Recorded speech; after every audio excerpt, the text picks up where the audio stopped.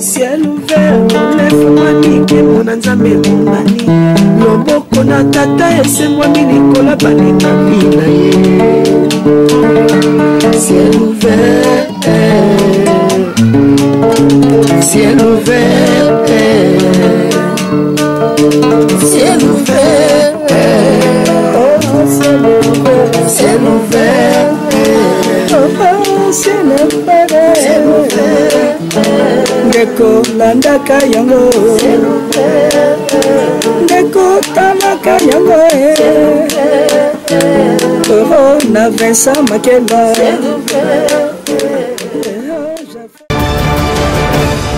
Bande kobana nzambe bato bolanda biso de partout nzambe le kanoko pambola bino bato basala bozwaka konzo ya kolanda chaîne na bino chaîne chrétienne Ciel Ouvert TV nzambe azela azana bino elongo pe nzambe apambola bino. Merci lelo susu ndeko na bino le pasteur Vincent Makela, votre frère ndeko ya na bino leki na bino moninga na bino dans le Seigneur ayeli susu pona émission munene oyo tosalaka ya bozindo mais lelo bayambi ngai te na osala ngonga moko vraiment nzambe alekana ko kumisama parce que ba présentateur et émission na so bazamo moke empêché mais l'homme valable Makela Cédric serveur électronique petit frère Jésus-Christ c'est mon nzuka ya nzambe azabongo na caméra nzamba le kanoko pambola ye sans oublier je suis Luanda Brom nzamba pambola ye et na saluer ba présentateur na ba présentatrice ya ba émission ya chaîne Abisso la grande présentatrice ya ba émission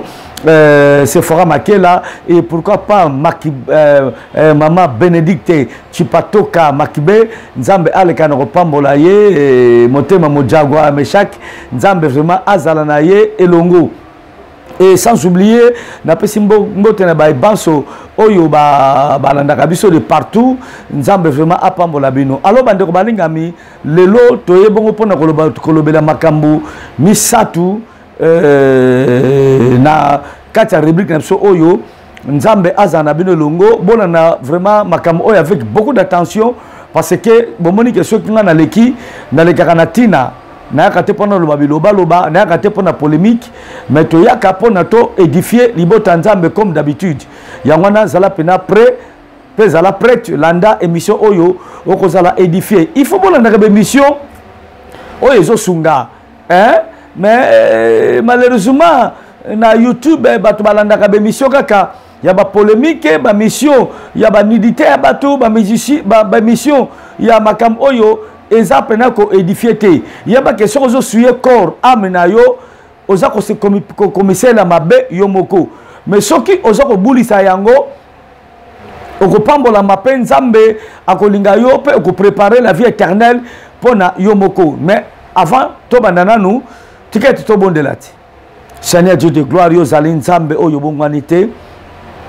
le tout puissant oyo pesinga so occasion Seigneur ya koya koloba pona ko édifier bana na yo oyebi pourquoi obenganga na zaki na mokili mokomisa ngai mosali na yo nzambe na tiki mama ona maboko na yo ezali émission mais to sala ngo pona ko édifier bana na yo pona ko éclairer bana na yo nzambe sala biso grâce pona lukumbu na yo émission oyo munuso ko landa ngo akozwa tant ya ko landa yango Seigneur o se manifester na vie na ye na bwanya na mayele pe na bososoli pona lukumu na yo na kombo na Yesu na sengi pe na bondeli bongo amen. Bien aimé tobeteli quand même Yesu masia maboko pour azali nzambe na biso. Merci beaucoup bolim sanga pona moni nati lunettes eza fumé boteni nga regarder parce que naza na problème makasi ya misu misu penezo tungi sangai ko sakanate nakasi ba nangai ba yebi neti ba papa edi évangile edi ayebi ba maman Nancy ba maman Mati ba papa Nissé bien aimé sœur Brinel nzamba pambola ya ayebi sœur bien aimé sœur Guette ayebi mwana nangai Sylvie na États-Unis ayebi voilà baza pena ebele la sœur Mariam tout ça maman Jackie na mobile na papa Sele ba yebi vraiment donc miso tungisangai makasi vraiment yango moni lelo nati pona ba pesanga conseil pona ko éviter moi muke ba moi beclair zona moi il faut na taka moi lunette za moi muke filmer yango mona la tiango vraiment boteninga de guerre te bon moi qui na saka na ba vie claire mais lelo na ti filmer po na ba pesanga ma conseil na ba médecin voilà très nzamba le kono pambola bino alors bandeko esa ndeko moko alobaki passer émission bosalaka bobwaka ba mabanga mingi te eza ba mabanga te j'ai des enfants hein, il faut qu'on remercie bango bato balinga ko faut kolinga bango il faut kolinga bango donc eza mabanga te biso eza mission ya bana nzambe eza mission mabanga te to bloka mabanga te mais to sala ba dédicace to dédicace ka batu vraiment et ça la moi bien tant moi na oki ke papa na ye apesi mbote en direct na émission vraiment et ça la ka bongo malam vraiment limbisa biso to bongisaka mais en guise de reconnaissance que peut ça to mbote et ça peut péché mo za wana te voilà alors bandeko le to kolobela biloko misatu to kolobela eloko liboso liwa ya apôtre Emmanuel Mbiye eloko mbale to kolobela natina ya arrestation ya mwana mboka Tatania Osango na oki basi ba libérer pe basi ba libérer na pena information na ngo pena na nu malamu te pe eloko misa to koloba natina phénomène ba makambo zo le kana mboka na biso na ozapena bref mais avec précision na kosenga yo olandango e kozabo malamu tant que mosali ya nzambe bomoni kenga na critique kate na finga kate menaka pona ko éclairer batu pe pona ko édifier batu alors bandeko baninga nzambe aleka na ko pambola bino bino baba so anda biso to bena na phénomène liwa oyo ya ekomeli apôtre Emmanuel Mbiye voilà biso bana nzambe bible solo bake liwa pona biso eza lokola pongi et selon bato baza ko kufa kati na nkolo pamba te misana bango eza ekolanda bango Emmanuel Mbiye azalaki moko ya basali ya nzambe oyo akenda sango na mboka na biso yende azali visionnaire ya église Cité Bethel ce n'est pas Mbiye oyo ya mwana te Moïse Mbiye te visionnaire ya église oyo ezalaki apôtre Mbiye mulaya na iteski krabi komone malamu ya suka yende aza visionnaire ya église oyo et puis azali le ya ba pionnier ya évangile pour l'église de réveil na mboka na biso donc le bandenga banda kité mais crois-moi que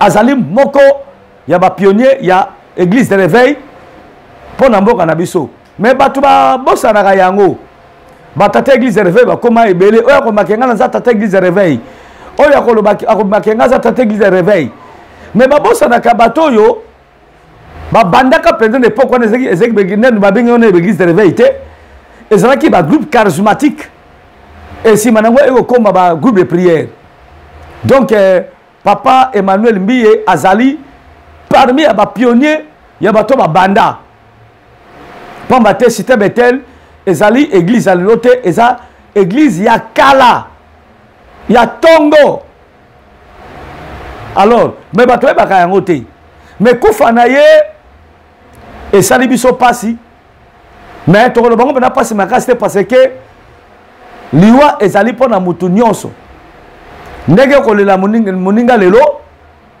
bokoti na cercle boke kundaye ndenge pe bakolela ngai na yo lobi na souhaité yango te mais liwa oki ko échapper yango te ozala mopagano ozala mosantu ozala mutoza te ezala osambelaka te ezala osambelaka lokola ngai to mosala nzambe lokola ngai okofinir toujours un jour bato mosusu balela yo bato na cercueil bake kokunda yo mais qu'est-ce que nous allons retenir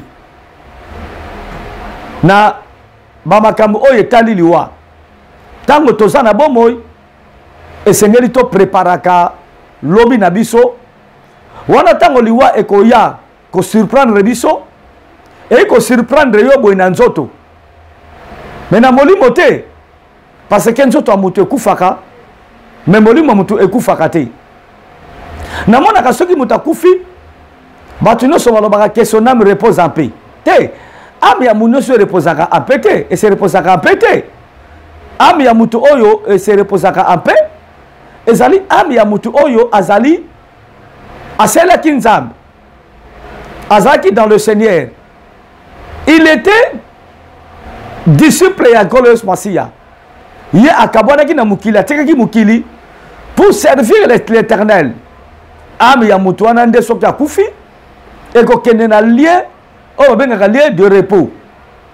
Mutu wana kopema na kimia pamba te misala oyo asalaki na mukili ekolanda ye. Apôtre Emmanuel Mbiye aselaki nzambe ngani abaki lokola serviteur de Dieu na tikala ko mone jamais koyoke jamais na makama mukili oh azoko sala kindumba oh azoko ta ba concert azako s'intéresser na makama mukili depuis bas âge na ye jeunesse na ye Alexia ngonyo surtout na bunzambe oui na ko ba que son âme repose en paix oui wana ngam na lobi mais nzambe nde ayebi s'il était dans les bons amené qu'on se reposer en paix soka zaki dans les bontés wana nzambe mo ayebi naza jamais capita ya enfer to capita ya lola pona ba ke muto okota lola to muto okota lola te parce que biso to mona ka muto na libanda mais le dedans nzambe muto ayebi parce que c'est Dieu qui sonde le cœur et les reins bon moni ke lona solo bapenda na kimia nyonso pona o comprendre.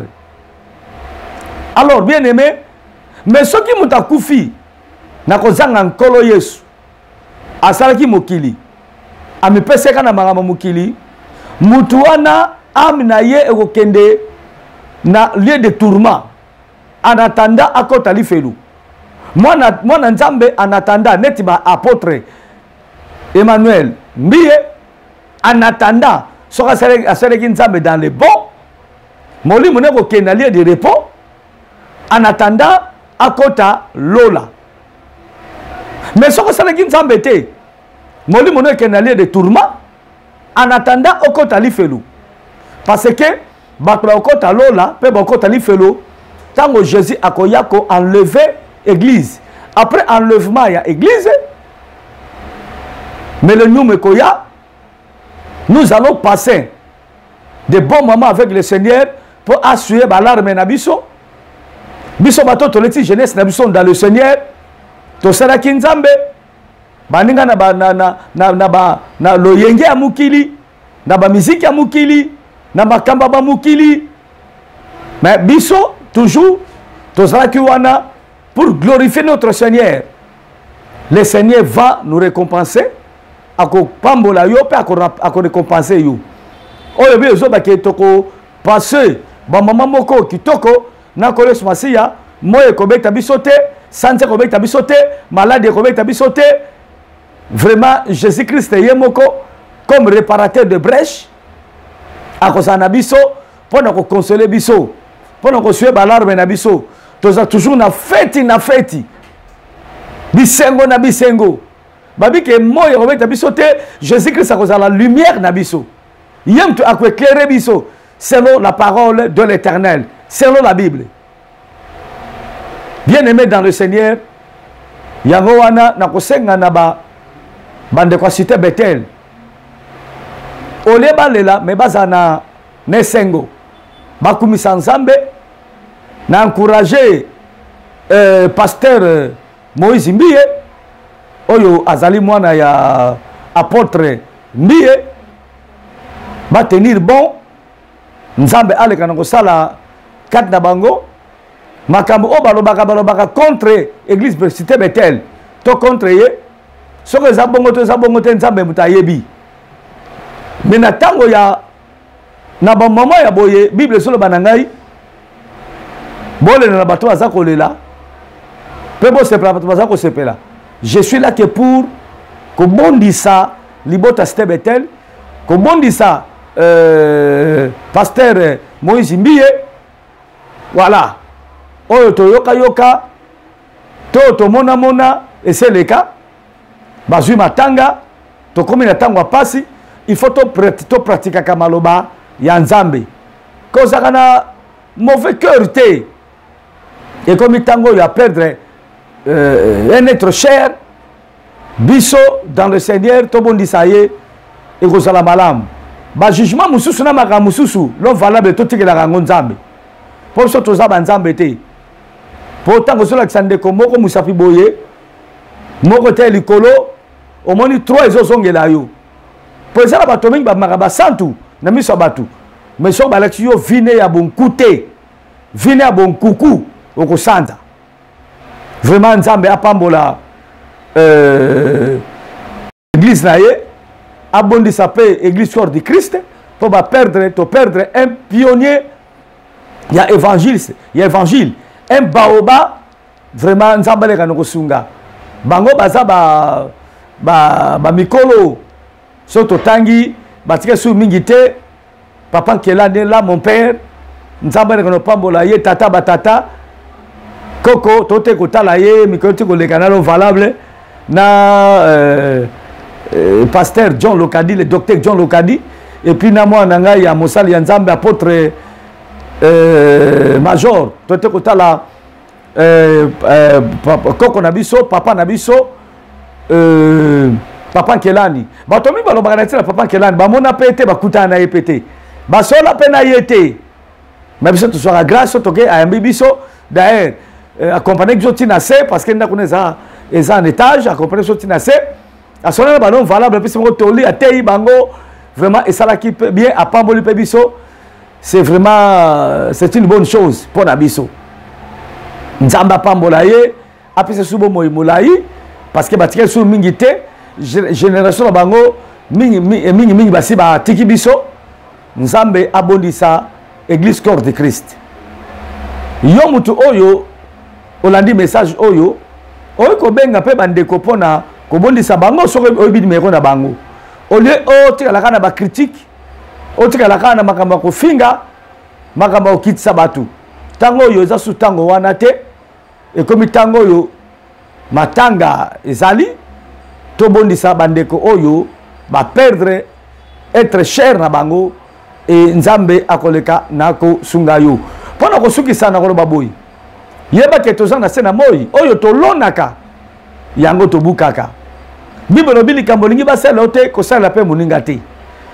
oyo lingi basala yo banda ko sala ngono pona baninga ça c'est la parole de Dieu voilà que le Seigneur vous patafiole na balandi première sujet autozala ki nango pona liwa ya apôtre Mbiye Emmanuel nzamba pambola bino na continue na deuxième point il y a arrestation il y a Sœur Nabiso notre bien-aimé Sœur Tatiana Osang bien-aimé nakoloba boyi omoni musala nyonso tu ezalaka na litomba na miso nzambe Sœur Tatiana aza menuisier te azali maçon te azali commerçant te mais aza journaliste naki journaliste na ye oya salaka esengeli asala musala na ye pela moko ba inspiration oyo ya aza kozwa mutu moko te aza na droit ya kopekisa mutu musala ya aza kosala asala ngote po azobanga yo to azobanga batu moye azala libre ezalité ça c'est pas bien lelo oyo soki babebisi musala na yo tobe kokanga yo pona musala na yo est-ce que yo kosepela je ne crois pas que kosepela musala eza likabo oyo nzambe apesaka batu sala yango pela moko oyo nzambe apesi yo alors Sœur Tatiana azo sala musala na ye pela moko oyo nzambe apesi ye soki nzambe alobi ke alobelaka mboka soki nzambe alobi ke inspiré ye abundelaka mboka akosala yango botalaka aza mwana mwasi mais aza kozwa ba risque ya kolobela mboka Nana moneska se Tatiana azofinga batute. Mais alobaka ba vérité. Elle dit que des vérités. Tu dis que vérité et ça le kisi ya bololo. Pendant qu'on valait en ça difficile, mais ba kisi wana mingi mingi on débit ça makasi. Au lieu que tout ça d'habitude na bonga na biso. Ce que tu as presque opinion na ye. Mutasema mo musala moko songolo. Et c'est pas si groupe abatute boke ko kanga. Boke ko boma. Sikoyo ba valer la mboka tozo silisa bango nyonso tu. Toko tikala na banani. Kala mingi te awa kadi ombo tu ko kufa. Ebimi o ba poisonner ye. O ba bomi ye. O ba nini. Mais t'as la dimension ya artiste le la kadi ombo. Tout d'abord azano intellectuel. Et puis azali artiste moko munene. Pour te battre la valeur la mboka te. To ça ko éliminer tous les pions. On va se la valeur ya mboka. Vraiment c'est déplorable. Et ça mawa mingi. Est-ce que tu dis que makile gangaka? Na mboka na biso to bomba to ko ba Floribert Chebeya. Ba mitu ya valeur. To bomba bango. To zwa nini? Congo est avancé na nini? Bien aimé. Ce que nous t'appelle opinion na ye. Na ki journalisme ezalaka boye. Ce que nous t'appelle a sali émission. Ndeti kazo sala awa. Ce que ça d'accord na ngate. Voilà basala nini? Bino ba tu ya presse, boye bi makambo ya nibeko ya presse. Ba ko sala droit de réponse. On koleka na même chaîne wana. Na même journaliste oyo ayambi yo. Yo ko pesa droit de réponse. Malobeza mbelite. Maloba muteza martote. Oyebi l'homme tagi ko finga yo. Mais soko bimi na libanda ya esika bozoko swana. OK passe mususu. Est-ce que eko koma mane longike batu ko finga yo? Te. Mais ko kanga, ko boma, ko bebisa. Te. Mboke tambola kandenge wana te. Mutu mwindu azalaka na facilité. Ya koboma muninga na ye. Azamu ta valeur, azamu tunza matomboli. Pona keke loko moko ya muke, pona likamoka boki ko arranger. Mais o bebisi molimbo ya mutu. O ridiculiser mutu. O bebisi, comment dirais-je, vie ya mutu. Oh, la vie de l'homme est sacrée. Mutu moko taza na droit ya kokata. Bomo ya mutu oyo nzamba tina mukili. Quel que soit niveau na yo. Ozala soldat, ozala chef de l'État, ozala soki mutaner, ozala soki nani, ozala soki député, ozala ministre. Ozala droit wana te. Soko monike likambo esuyo. C'est un droit de réponse. Ozala bato balo bino surtout bino bakonzi. Bozaka na ba conseiller, bozaka na ba bango banani. Bozala soki na ba parolier, soki banani. Tenda koloba. Ako contredit makamuta lobi. Mais ko kanga. Ko bebisa. Ko boma. Eza malamu soki mokete. Dans l'Afrique du Sud, baboma un grand artiste. Mutrokal like Dube. Valeur ndenge wana. Bakozwa su muto bongo lelo. Bien aimé. Pour la fertilité, biloko moka mike. Bozo boma muto tamsa zo kota ba devise na mboka, ba million na mboka. Muto zo sala valeur ke mboka na bino yebana ekende sango. Oko boy muto ndenge wana. Okangi muto ndenge wana. Bien aimé, tu ba ke mukile zalaka ya mutu te mezalaka ya nzambe, quel que soit niveau na yo. Et puis na koloba na régime oyo ya président Félix Tshisekedi Fati. Bien aimé, moi je me souviens tant que ça qui passation pouvoir mais surtout Hollanda qui yango. Bien aimé, ngana beta ki maboko parce que maintenant sois que le raïs l'ancien président Joseph Kabila azaki étranger oh aza rwandais banso binini oh Hippolyte Kanambe aza congolais te mais tango président Félix azui bokondi nga nafandaki na salon na bato nyonso tout na tous les journalistes ya chaîne na biso na famille na ngai tolandaki yango avec beaucoup d'attention makambo oyo président prometaki biso yango te nde tozomona sikoyo olobaki anere kokufa parce que bino moko ta bozaki na opposition bozaki victime ba anere wana eza bakasho baki kotia batu te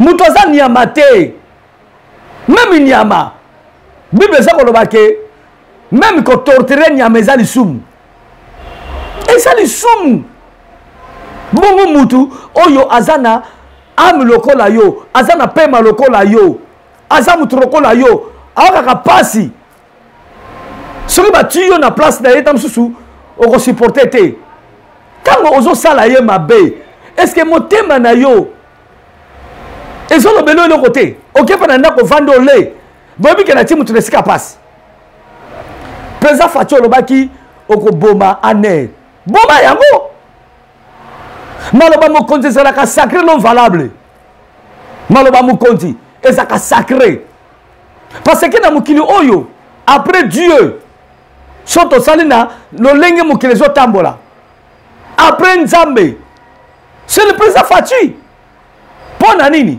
parce que grâce na ye kini ekozala na mboka grâce na ye biloko ekokita talo grâce na ye baklasse eki kozala malamu grâce na ye donc président aza lokola Nzambe soki alobi likambo il faut likambo wana esalama mais tomoni anere yango eza kaka bazokanga batu baza koenleve batu sikoyo wapi valeur ya maloba ya chef de l'état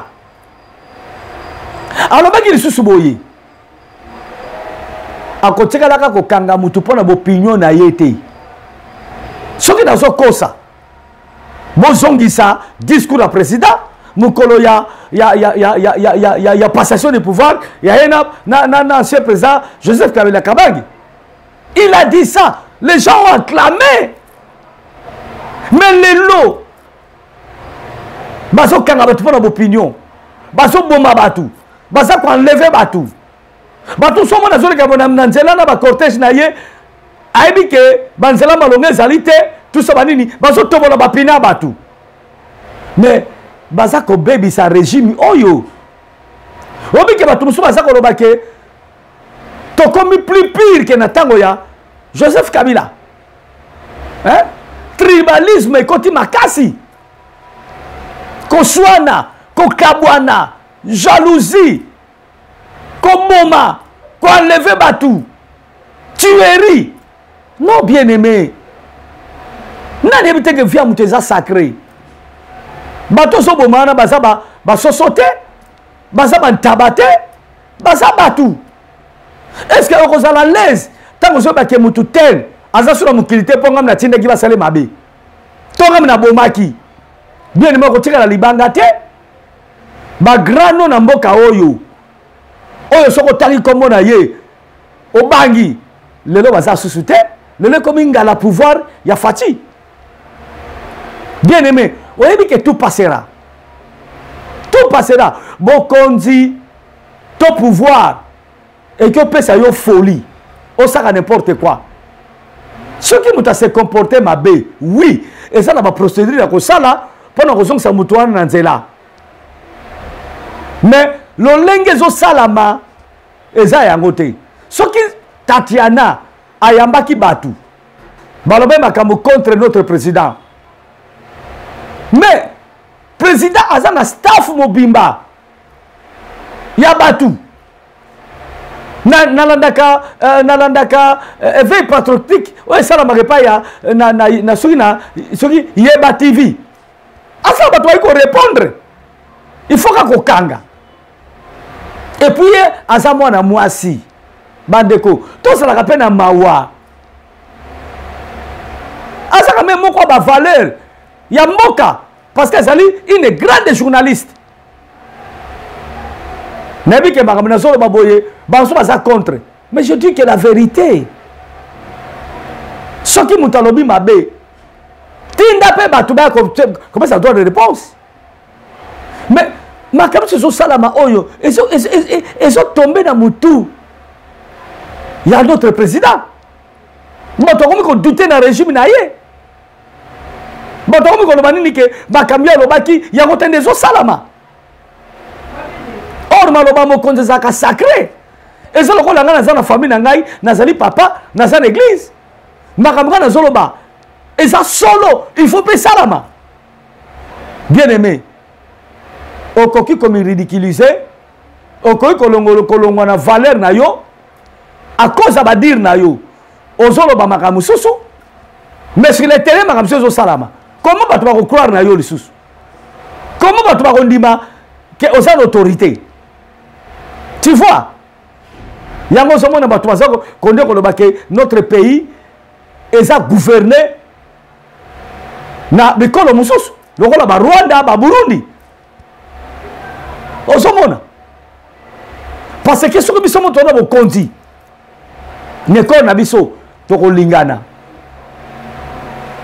autorité azawana teki pa kanga kabatu aboma kabatu non sinon to aussi sa biso nyonso on ma tout le monde parce que on tient la banane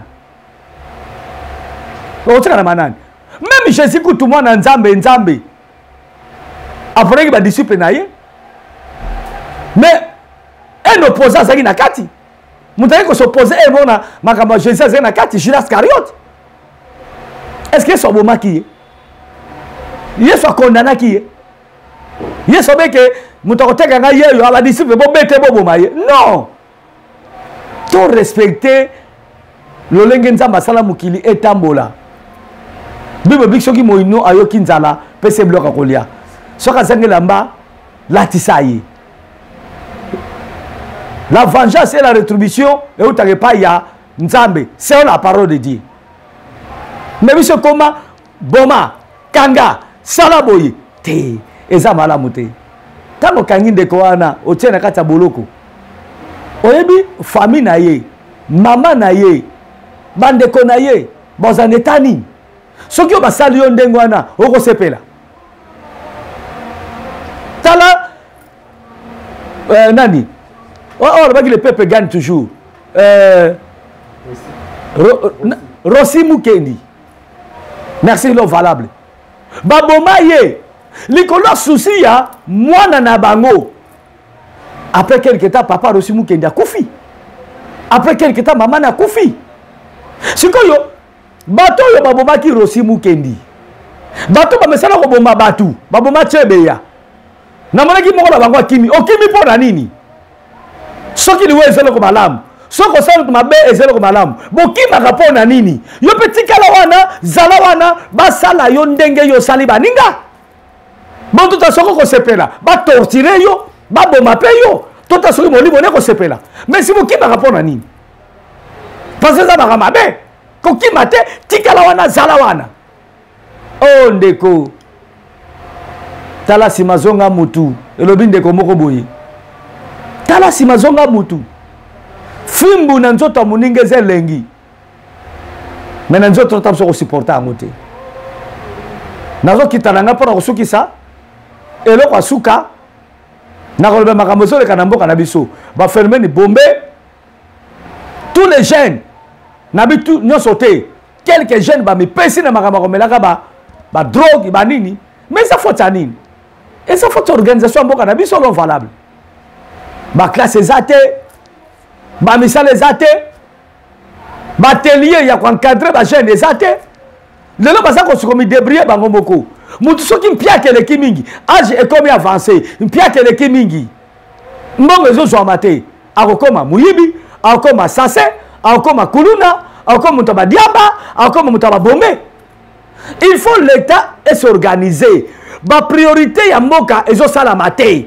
Kaka ba makambo ezanga ntina ngo yango nde ezo sala. Biloko lokola bolongola ba mituka na nzela.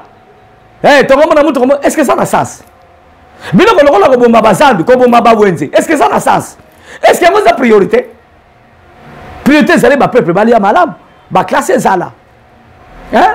Ba mama ba zongela ko somba biloko na ba chasser teme na kitunga. Yego sala bongo malamu.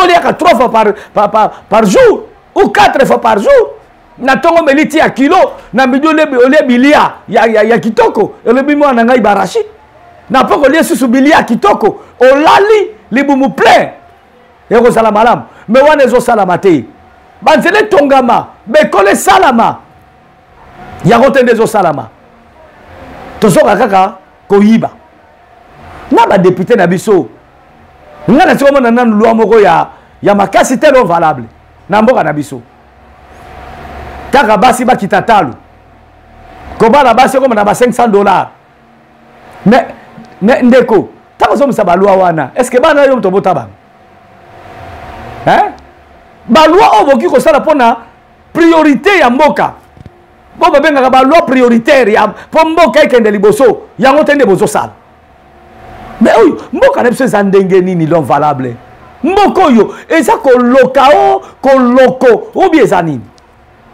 hein poka na monaka bakoneso makambo s'intéresaka na yango tende esongaka peuple ndeno lobaki on dirait l'état comme l'état moyini ya peuple or que l'état encadraka peuple na mboka mususu bandeko peuple eza bien soki mwana azotomboka na ndako tuna ye nanu ozotomboka pona nini oleke bokangaka bobomaka bosalaka boye non bien aimé je crois que nazokoma nanga na suka soki tolingi phénomène bombe oyesi là l'état a organisé mboka asala ba misala ezala ba classe ezonga ba atelier ya kopesa to formation ezala bon mona makambo ekosila ata kosila ni soutien ko diminuer parce que même na poto même na ba pesa développer ba sase bazali ba tabita me bazali mais ya biso de comme overdose eleki mbeka eleki niveau mwana mukabo ye kuluna mwana mukabo azomela drogue mwana mukabo ya bosa juizemi parce que mon pays va mal soko le bibongo allez baiko kanga baiko bom tika nzamba pambola binu ngana za congolais na ripo ko na libanda mboka nde bandenga musu basala na ba ripo ko loba n'importe quoi pendant soit grâce à ko voyager mais na mura Congo pe na mura ba pate nzambe to tika na église na mboka na biso tant to loba ba to balanda biso to saka mettre pe ba valeur na mboka mais ba to boy soko lobi o sala kaka ba ko mabe kaka mabe boko tika na banani alors ba tête nyonso ya minene ya likolo boko boma popo tika na banani na ba kizengi na bazoba te nzamba sala batu mususu batanga mingi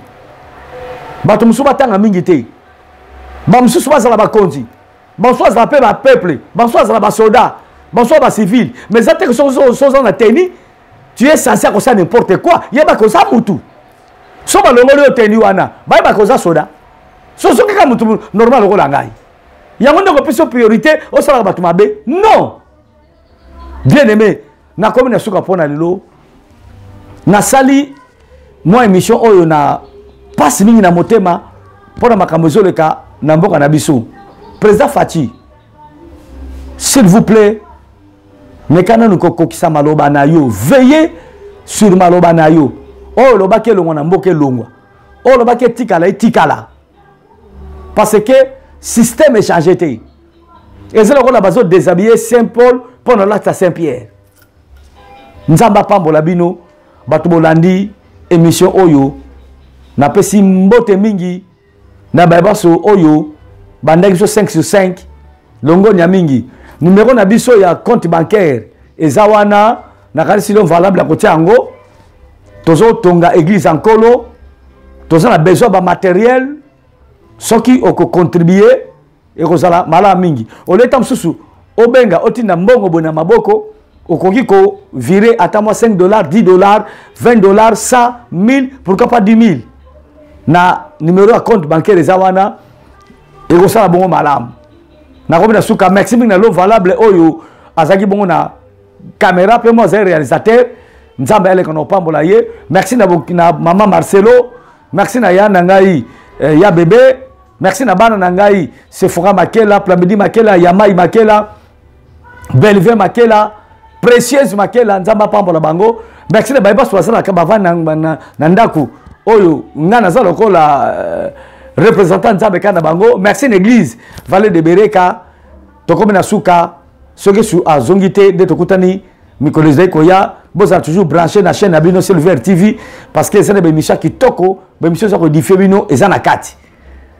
Partagez mission oyo, partagez yango et puis na pese merci na batwaso bundela mboka basé belé moi na ta ba kombo ezalité bana basi na ba mbalo ba bundela ka mboka basaka pote mboka so elongwa na bokipation elongwa na maboka ba paya tout ça banini Nzambe aleka na pambola bango.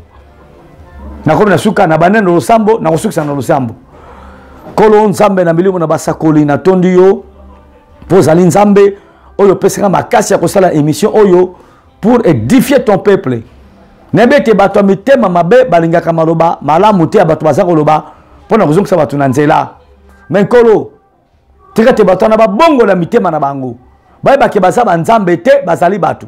Un jour bakotika mokili oyo bakosambisa mana tous les mal bazako sana sena moyi oyo. Pamba te après le roi ya mutu ezala la vie musu ezalaka pe jugement dernier ezalaka.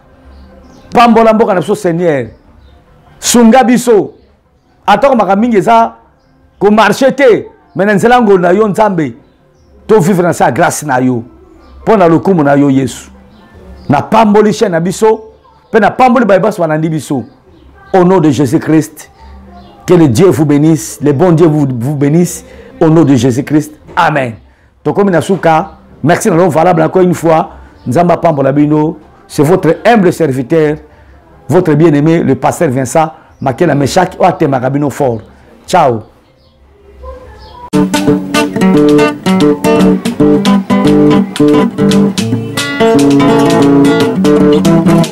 Ciel ouvert, lève-moi nike mon Nzambe monani. Loboko na tata ese moi nikola balinga mina ye.